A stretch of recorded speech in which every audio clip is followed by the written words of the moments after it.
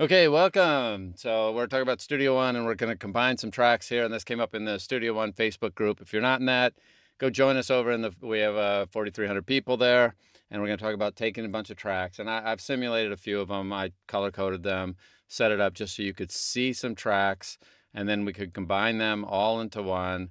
And it's really easy to do. And in this case, to set up the user scenario, she has 35 files. And I guess I could have duplicated all of it 35 times. I just have a half dozen tracks here. Principles are identical. You could do 2 tracks. You could do 150 tracks if you choose to.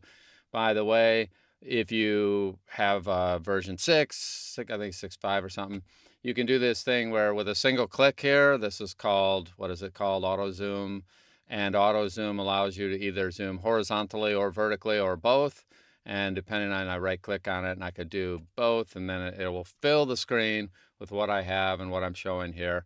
So it makes it easy sometimes when I want to do that. I definitely mostly do, I do vertical, and then that way it fills top to bottom. But then my zoom level left to right is left where it was. So in this case, Jessica, I believe, had a set of tracks, and you could select 35 tracks, or you could select 2 tracks. And what she wants is this. And here's the manual way you could do it. So if you could, there's a couple different ways. You could copy paste. That would be easy, but it'd be a pain to do 35 times. You can drag them. Now, by default, when we get into the lower half here, a drag would be a move. You can see that takes it from here, puts it on that track. I'm going to undo that. And so that's not necessarily helpful, but it's doable. And matter of fact, you could do it pretty quickly because I could drag this up here and just drag. And if I had cut, I could have, by the way, if I were doing that, I'm going to undo. There's other versions in Studio One that will allow me to save a version. Like, for example, watch this. If I save this right now, so I just saved it, that gives me a snapshot in time. And I may do that for different reasons that I want to, especially if I'm learning something, trying something out. I've just saved. So there's this command that nobody knows about, and I'm going to go ahead and do this and move these around. And then later I end up saying, crap, I don't like any of this. Or I'm learning something. But by the way, if I did that, I moved them all up there one at a time. I manually, if I have, let's say I have Ripple Edit turned on, it'll move some things over there, put it in the middle there. I don't want that, crap, I would do that kind of thing. But what I would have done, if I needed to do them manually, I could go ahead and just do something like this and drag them up. So let me undo all that. Oh, by the way, rather than undoing everything, if I had done 35 of these things or 30 of them or 25 of them, there is a command that very few people know called revert. And revert will take you back to your last save point. If you have saved a file, you can revert it all back. So I'm just going to say yes, and it comes back up to the last time I saved it. That saves me some hassle when I'm learning. I use that as a learning tool. I use it all the time where I say, hey, I think I know how this works, but I don't remember 100%. Let me get a checkpoint. In addition, there's a whole nother thing here that we'll talk about in another video about save a version of it. And rather than having to undo everything, I can save a version at this point, and then I can go back to that at any point and have all my changes. There's a whole bunch of things. Studio One has all these safety valves, makes it easy, but that's beyond the scope of today's thing. We're just going to combine these things. So rather than just do a drag, which works, that works great. I just drag those, that works, undo. I'm going to drag and add the Alt key or the Option key, depending on your platform. I call that a drag copy. So now I'm dragging them, and I would end up zooming to a certain level, and I could drag them all. And really, the reality is I don't need to be hyper precise. I just need to get them all up there. And then once they were all up there, here's another command that almost nobody knows about. I'm adding my Option or Alt key just before I let go of any of those, and that makes a drag copy. And I would keep on going, and I might as well just do, I already did that one. See, that's why I color coded them, so that I could notice if I got them all there.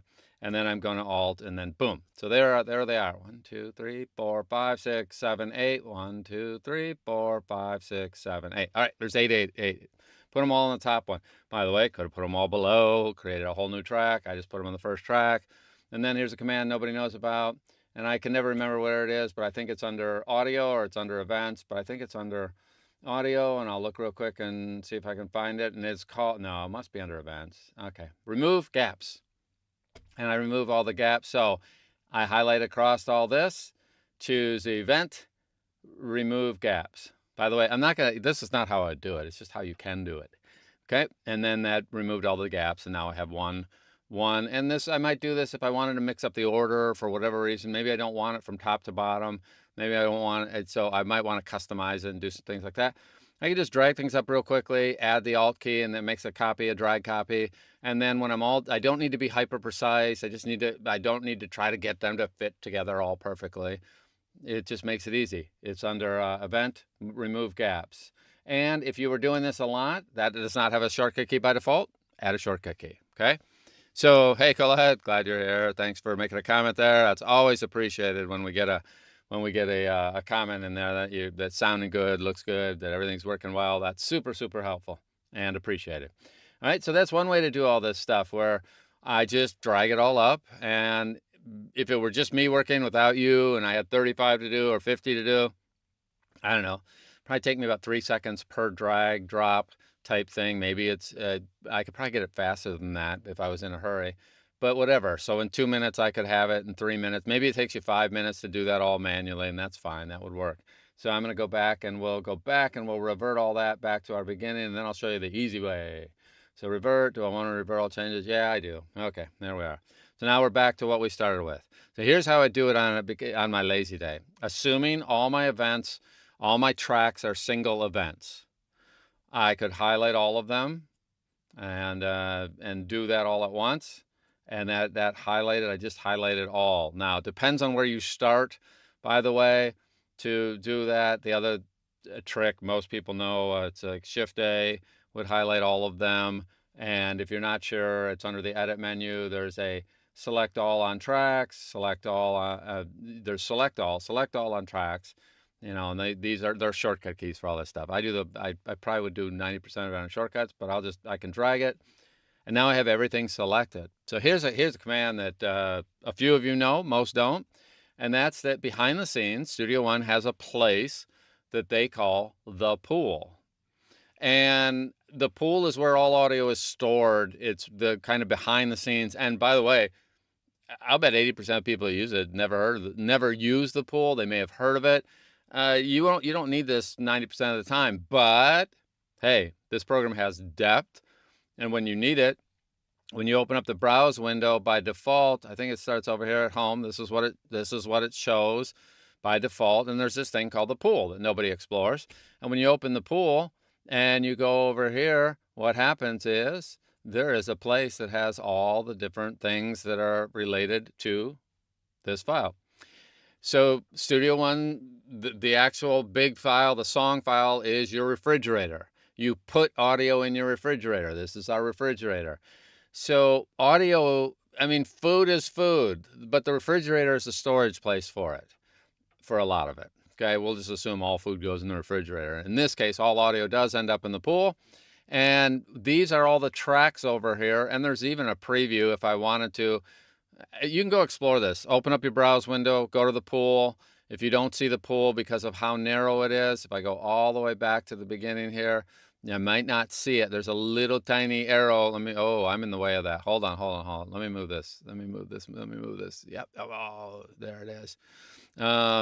Is this all audio or music as well? Music's fine. Anything that's yes. It works for music. It works for, I'll drag in music at some point. Remind me before I'm done. I'll drag in music and just show. But so if you don't see the pool here, because maybe you're on this one or you're on one of these other ones, there is a little down arrow here that you can see in the corner, and that includes pool. I'll zoom in on that so you can see pool. Okay, I choose pool, and now these are all the tracks that are in my project here. So they're all sitting here. It's hard to see on the screen there, but you have a pool. You can explore it. You do not need to know this stuff. I have people that have worked in Studio One for 3-5 years, and they just don't know, and they don't care about the pool, and that's fine. All right, that's just kind of normal. You don't have to know about it. It's just nice to know for some things that are a little more advanced And by having this, watch this. I'm now going to select all the items in the pool, because one of the things is, so these are all the things you've recorded or dragged in or otherwise used. I should just show it here. Hold on one second. I just have to grab it off this other screen here. And let me find demo music. Come up. There it is. A bunch of music. I have a bunch of music. I'm going to throw it on my other screen. I'm going to drag in any, if I drag in, boom, there is an audio, there's a music file that I just dragged in, and it's showing up in the pool as well. Okay, it's over here. And depending on, there are a bunch of options. There it is right there. It's showing up in the pool. Studio One is categorizing these by different things. So yeah, you can organize it, find, and you can even take any one item in here and right click on it. And since I've used select in pool already, just note that it'd be under event, I believe. I always get it mixed up. Yep, select in pool right there. If you've used it, look at that. There's that one right there, green one. That is it there. But I'm going to do something else. I'm now going to select all, Shift A in my case. Did I do that? Control A, there it is. Let me get rid of that music. I don't want the music in there. I just wanted to show that you could do music, it'll show up in the thing. And I'm going to remove that track. And I'm also going to tell it to remove anything that's not in it. Skip this part. I'm going to say removed unused files. Yes, there's that little music piece. All right. Muddy the water. That's what I'm doing. I get sidetracked there. So here's the cool thing. We're going to do select everything here. I've just selected it. And because all that's selected, I can say event, select and pool. Now it just selected all the items that I have right here. Or I could have manually selected them. I had selected the first one, held down the shift. There's so many ways. It works like the regular File Explorer or the Finder. And now, by default, if I want to drag those back in, look at this. It wants to put them all in the right spot below, one after another here based on how they were selected, based on how they're organized in there. But I can take them. If I bring them down here, I can add one key. Now I'm going to put it up here because it's easier for you to see. By adding which key is it? It's the, nope. It's Control. Yeah, I got to, hold on. Let me change my zoom level here. I'm not going to do that. Undo. Let me change my zoom level because this way you can see the whole thing. There we go. So now when I take it by default, it wants to put them all up and down. No big deal. That's normal. When you add, I can never remember. It's either Control key or the Alt Option key, Control, Command, or Alt. Let's talk about, if you're on the PC, it's Control or Alt. If I'm on my Mac, it's Command or Option. Okay, I never can remember which one of them. I know it's one of those, and I try Alt Option. Nope, that's not it. I try Control or Command. Oh, that is it. And what it just did was it just took all those and put them all together on one track here. And depending on how you select them, it'll put them in that order. Okay, so sometimes, remember, the only thing that's weird is that this order may or may not be in the order that all the tracks are, depending on how you constructed it, depending on what you did to begin with. So I might have to go ahead and select them one time in here. And what do? I do Alt. I never can remember. Like I said, I can't remember. This is the Control key or the Command key. And then you can pick them all in order. Once they're in the order as you want, you can drag them all in. And if you use the Control or Command, it will put them in that order. And it just does a great job. And then I don't have to think about it. And there they all are that way versus the other way. Depending on how I pick them, it puts them all in at one. If I drag them all in, I could have also dragged them all in individually and use the remove gaps thing. And I could do that pretty quickly as well, because I could just simply do them all and drag them from here, which I think is a whole lot easier than dragging them if I had 35 of them. Then in this view by default, and there is a zoom command that nobody knows about here, that I can change the height of these things. So I would adjust it to where I could see all 35. And if I were doing this to a specific track, I could have done it any track, or I could have created a new track. Like I happen to drag them to the top track, but remember, I could have taken all of these things and dragged them right down below, added my Control or Command key, and it creates a new track with all of them on that. Quite simple, almost too easy. Move them over to the right, move them to the left. But if I didn't have, I'm going to undo that. but pretend I want to change the order of them because maybe they are not ordered here correctly the way I want. There's some different ways to do that. I'm not going over that today, but I could get all the ones that are here. Let me do this again. I'm going to clear all this stuff out. Clear that. So those are all gone. So now we have this, and I'll select them all, which is Control A, Command A. So now I have those all selected. I can take, and then I can ask it, hey, show me these items in the pool, because you might have more things over there depending on what else you did, depending on what you're doing. You could have more here, so I might want it to select all of them, and then I can bring them in one at a time if I choose to. And then if I brought this down here, if by doing it this way, in terms of, you know what I'm going to do? I'll do it. This is an easier thing to do. We're going to do it. We're going to add a track. I go right down here. I'll add a mono track. So I'm going to put it right at the top. You can do it either way. I tend to put them at the bottom. I don't usually tend to put them at the top. I would usually put them at the bottom. For this demo, it's easier to put them at the top just because you can see it easier. And then here's how I would do it with this setup here. I'd know the tracks that I want. I probably would have them in the order I want them. And I would simply drag, and I wouldn't worry about it. I'd take the third one, and I'd take the fourth one, and I would take the fifth one, and I would just drag all of them in. And oh, look at this. I run out of space. So I would just drop it here, and then I would go ahead and I would move over and then put it where I want it. Meaning that, hey, even if I had one, oops, I've missed one here, you know, I'd drop it, and then I'd move them around. I'd have them all exactly where I want them, and I wouldn't worry about them. Now I have ripple edit on. I'd turn that off if I want to do what I just did. And I would get them all in order. All right, that one, maybe it belonged there. So I could switch the orders around, and then I just use the remove gap thing where you highlight across all of them. So you have all the events selected. And then you go through event, remove gaps, and it puts them all together. So you have a lot of different options there, okay?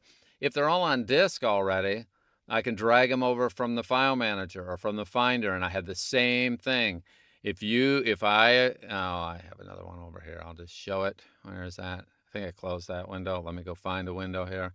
If I had a set of things that I wanted to bring in, and they're just sitting here, remember that if I had some things, I can do the same exact operation. I'm going to take this one, I'm going to take this one, and I'm going to take this one. And as I drag them in, by default, it will put them on separate tracks. I add the Control or Command key, it now puts them all side to side. It's the same concept from the Finder, from the File Manager, and from the pool. So I could just put them all together in the order that I need them. Those happen to be music. This is kind of a mismatch. I just grabbed something that I knew it was right there. But what you can see is it's always the same concept.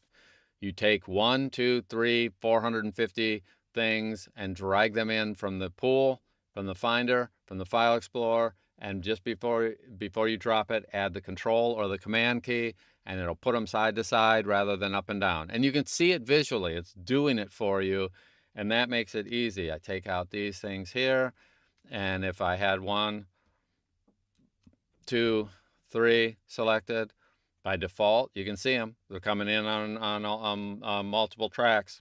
That's the default. That's what people usually want. That's the default behavior. Or with one key, as long as before I let go of the mouse as I'm dragging them in, I add that, they'll go side to side, and I put them in that way. So, and then, oh no, this is wrong. This is the wrong order. Well, I could take them and reorder them by dragging them around and then select across them, make sure I get the ones I want, and now do the remove gaps, and it'll put them all together. So even if I messed it all up and had them wrong, I can zoom out and rearrange them and then have it clean up all the gaps for me without doing anything. Studio One has a whole bunch of depth behind the scenes for almost anything you want to do, and shortcuts for making it all happen as well. And you just have almost too many options. We kind of get spoiled. Now, I think the person, Jessica, that had this, would this be a way to do a VO demo? Sure. This would be, I mean, you want to put together, you had recorded something and you had 3 pieces, then yeah. You want to put them all together? Yeah, would make total sense. You might have exported each one of them individually, and now you have them all sitting in a spot. You make 1 pretty, 2 pretty, 3 pretty, get them all the way you like them, and then they're sitting in a folder, just like I dragged in these 3 pieces of music. You can drag them right in, and it works fantastic. And if they're already in the file, they'll show up in the pool, and you can drag them around, and you could be manipulating them up here. And if they're all, then make them separate events. There are other things. If they're all separate events, I could do it all there as well. But I just wanted to show, since this fits Jessica's case, okay, and most people's case. So yes, it would work great on a VO demo. I've combined hundreds of things. Combining them's easy. It's drag in if you want them back to back, and also if I were doing a demo. So let's say I was doing that, just since you ask and since you're live. Let's say I was doing a demo. I might take these, and then I'm going to take my event, remove gaps. I really should put that on a shortcut key if I use it all the time, or throw it on a macro toolbar. Remind me, I'll show how to do that too. But now I might want to do some other things. If that's the case, now I might want to do something where, what is it? It's under probably audio, create crossfades. And I might want to crossfade between the couple different segments I have. Let me change the color. So as I'm going into, whoops, I don't want to, I have them all selected. Don't do that. Boom, let's just change the color on this guy. We'll make it red. We'll make this one a different color just because I like color. And then I don't see color, but I like color in my audio. And then now, as I zoom in on that, you can see there's a little crossfade here. And I might do a crossfade this way. So at one track ends up just barely fading out before the other one comes in. Probably I'm going to have music that's going to occur on those. But there's also different kinds of, what I used, a crossfade, and there's other things you can do there. But that's the thing I would do most of the time, is throw in a little crossfade there so that it transitions, and it's very, very quick, and it works really, really nicely to do this. And note, because I have both of them selected at the same time, I can select, I often start that way, where I will get them all the same, and then I will go back and only select and tweak one of them, maybe tweak this one. By the way, you can tweak them without it even being selected there. Grab the little, let me zoom in on that. I'm not zoomed in. You can't even see any of that stuff. These are drag handles right here. And I can go ahead and I can change the way it fades in and out. And I will very often have a very tiny fade between the 2 items here. And you can adjust this one independently if I choose to. Yeah, so this works great for doing demos where you can do that. You can have crossfades, all sorts of other stuff. And then, of course, at the very end, I might have a fade out, that it fades out at the end to make it really super clean. Have something at the beginning, it might fade in, might fade out. It just depends on the type of demo I'm doing, depends on what we're doing, depends on whether I'm coming in at the beginning of something, or my demo is, audiobook related, music related, voiceover related, the type of spot I'm doing. You have all these other tools to manipulate your audio. And of course, what you are going to find out is, as you drag in different cuts you did on different days, they may or may not be perfectly matched, or one, because of the music in the background. If you have music, it may feel louder or more intense, and I may go in and adjust the volume on one of them independently of the others, just to make it flow nicely. That the red one here is just too much compared to, it's too jarring. Sometimes I want a very, very big energy change, and sometimes I want it very abrupt. Sometimes I want a slight fade in. Some of that's called feel, and it creates a different emotion, whether you have something that's jarring, but there is a limit to how jarring we can be. So in that particular case, it just depends on what I'm doing. I may want to have this one louder or quieter or whatever, but I very often have crossfades between things that are happening. And when it's done right, it's so subtle, nobody really hears it. It just sounds right. So yeah, I like doing that. And there's all sorts of other manipulations I can do on these crossfades that I'm not even talking about. If we drill someday, remind me, we'll do a whole session on crossfades. Okay. So yes, you definitely could do a VO demo with this. So let's see. Any other questions out there? I don't see any other questions. And so hopefully this gives you some ideas. Studio One has depth. You can drag these files in if you had them all on disk. So through the Finder, through the File Manager, grab a set of them. As you're dragging them in, add the Control Command key, depending on your platform, and you'll visually see it. So you'll know you're getting it right because you visually see it. But you can do it all from the pool right here. If all these are on separate tracks already, that makes it easy. And I could have put these ones that I put together. I happen to put them up at the top. You could. I normally, to be honest with you, put them at the bottom. I very rarely would have inserted a track at the top. But hey, if I did, I'd have to go through all this work of dragging it down here, and so I would just drag it down, and now it's at the bottom where, in my mind, that's where it belongs. I don't know why, but I don't like disturbing my original track that I recorded on. I always leave that at the top. For me, finished stuff would go at the bottom. I kind of almost can think of it like a little funnel. I have all my independent pieces that I throw in the top of the blender, and then at the bottom I get my finished stuff. Okay, for me, I'm going to have a yellow track that has my stuff that went out the door. That's just my little thing, and that would have been down here. But there are exceptions to everything. This one might be, but it is definitely going to be at the bottom. And I also tend to be super obnoxious toward myself, and I label this something that makes sense to me. Label, final, superfragilistic. Okay, I can't spell that, so I will not spell that out. But I would have something down there that allows me to know exactly what that is. And I could because I won't remember. I mean, if you process enough audio, you don't remember. And by the way, if you remember everything about your audio, my contention is you're not processing enough. Okay. And a lot of this stuff you do not need to know. There are people that will work with this thing for years and never know the pool is there, and that's fine. It's only when they want to do something special. And if I were coming from some audio that had been, say, exported from here, processed in RX, and I have all those sitting in a folder, or I could just drag them all in individually, drop them all on one track, and then tell it to remove gaps, which is shown under the audio menu. Right, where is it? No, excuse me. I always get that mixed up. Event menu, remove gaps. Sometimes, and by the way, these things actually make sense for what's going on. I just forget, but I don't use those menus very often.